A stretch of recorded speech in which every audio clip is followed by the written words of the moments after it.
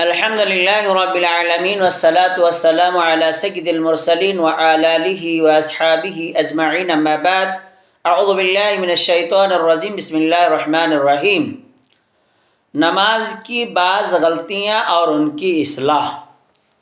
محترم حضرات، آئیے آج ہم نماز کی بعض غلطیاں اور ان کی اصلاح کے بارے میں کچھ باتیں آپ کے سامنے سنانا چاہتا ہوں۔ نبی کریم صلی اللہ علیہ وسلم نے جہاں خود نماز پڑھ کر دکھایا ہے اور اس کو صحیح پڑھنے کا حکم دیا ہے، وہیں نماز میں لوگوں سے سرزد ہونے والی غلطیوں پر تنبیہ بھی کی ہے اور ان کی اصلاح بھی فرمائی ہے۔ نمازیوں کی بعض غلطیاں رکوع اور سجدے سے متعلق ہیں۔ احادیث میں رکوع اور سجدے میں اطمینان اور سکون اور اعتدال کی خوب تاکید آئی ہے، کیونکہ نماز کے ارکان میں اطمینان اور اعتدال بھی ایک اہم رکن ہے۔ یعنی نماز کے اندر جب ہم رکوع کرتے ہیں، سجدہ کرتے ہیں، رکوع بھی اطمینان سے کرنا ہے، سجدہ بھی اطمینان سے کرنا ہے، ایک اہم رکن ہے۔ اگر نمازی اس میں غلطی کر جائے اور ایسی غلطی ہے اس سے ساری نماز برباد ہو سکتی ہے اور ایسی نماز کا کوئی فائدہ نہیں ہے۔ رسول اکرم صلی اللہ علیہ وسلم نے اس غلطی کی طرف خصوصی توجہ دلائی ہے، خصوصی توجہ فرمائی ہے کہ نبی کریم صلی اللہ علیہ وسلم فرماتے ہیں کہ حدیث کے اندر آتا ہے کہ ابو ہریرہ رضی اللہ تعالیٰ عنہ بیان کرتے ہیں کہ نبی کریم صلی اللہ علیہ وسلم مسجد میں داخل ہوئے، چنانچہ ایک اور آدمی بھی مسجد میں داخل ہوا اور نماز پڑھا۔ پھر نبی کریم صلی اللہ علیہ وسلم کے پاس آیا اور سلام کیا۔ نبی کریم صلی اللہ علیہ وسلم نے اس کا سلام کا جواب دیا، فرمایا جاؤ نماز پڑھو اس لیے کہ تم نے نماز نہیں پڑھی۔ اس نے دوبارہ نماز پڑھی، پھر نبی کریم صلی اللہ علیہ وسلم کے پاس آیا اور سلام کیا۔ آپ صلی اللہ علیہ وسلم نے فرمایا جاؤ نماز پڑھو اس لیے کہ تم نے نماز نہیں پڑھی۔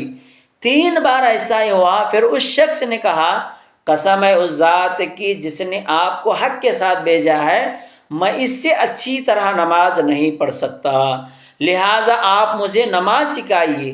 آپ صلی اللہ علیہ وسلم نے فرمایا جب تم نماز کے لیے کھڑے ہو جائے تو تکبیر تحریمہ کہو، پھر تمہیں قرآن کا جو حصہ میسر ہو آسان اسے پڑھو، پھر رکوع کرو یہاں تک کہ اطمینان کے ساتھ رکوع کرو، پھر سر اٹھاؤ یہاں تک کہ برابر کھڑے ہو جاؤ۔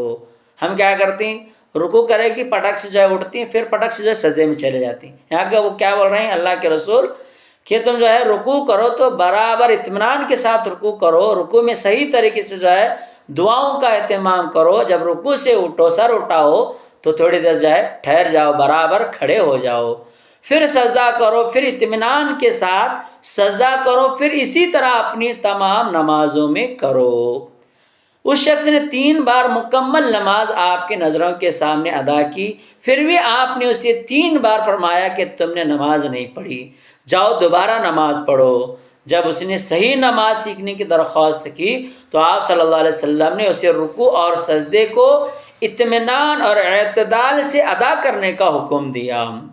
ابو مسعود الانصاری رضی اللہ تعالیٰ عنہ بیان کرتے ہیں کہ رسول اکرم صلی اللہ علیہ وسلم نے فرمایا آدمی کی نماز اس وقت تک درست نہیں ہوتی جب تک کہ وہ رکوع اور سجدے میں اس کی پیٹھ سیدھی نہ ہو۔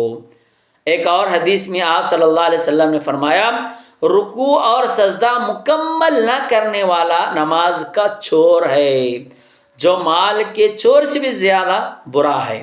ابو قتادہ رضی اللہ تعالیٰ عنہ بیان کرتے ہیں کہ رسول اکرم صلی اللہ علیہ وسلم نے فرمایا کہ لوگوں میں سب سے برا چور وہ ہے جو اپنی نماز میں چوری کرتا ہے۔ صحابہ نے پوچھا یا رسول اللہ صلی اللہ علیہ وسلم نماز میں چوری کیسے کرتا ہے؟ تو فرمایا نماز میں رکوع اور سجدے مکمل نہیں کرتا، یا فرمایا رکوع اور سجدوں میں اپنی پیٹھ سیدھی نہیں کرتا۔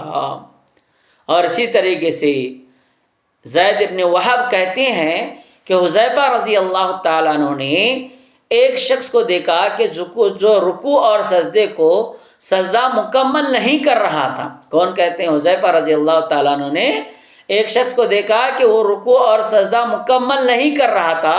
انہوں نے فرمایا تم نے نماز نہیں پڑھی، اور اگر تم اسی حالت میں مر جاتے تو اسے فطرت اسلام اور اس دین سے ہٹ کر مر جاتے جس پر اللہ تعالیٰ نے محمد صلی اللہ علیہ وسلم کو پیدا فرمایا ہے۔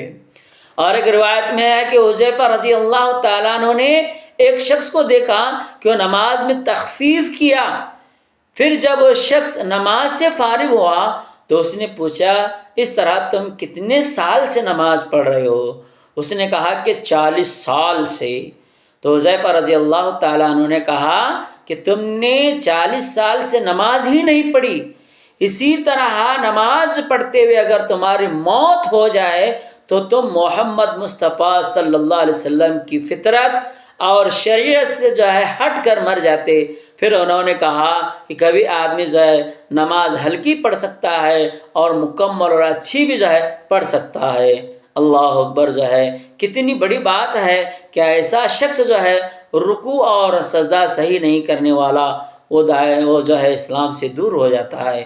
تو پتہ چلا میرے محترم دوستو، جب ہم نماز کے اندر رکوع اور سجدہ کرتے ہیں تو صحیح طریقے سے مکمل طریقے سے رکوع کرنا ہے، مکمل طریقے سے سجدہ کرنا ہے۔ اللہ تبارک و تعالیٰ سے دعا ہے کہ اللہ رب العالمین ہمیں رکوع اور سجدہ صحیح طریقے سے ادا کرنے کی توفیق عطا فرمائے۔ سبحانک اللہم و بحمدک اشہد ان لا الہ الا انت استغفرک و اتوب الیک۔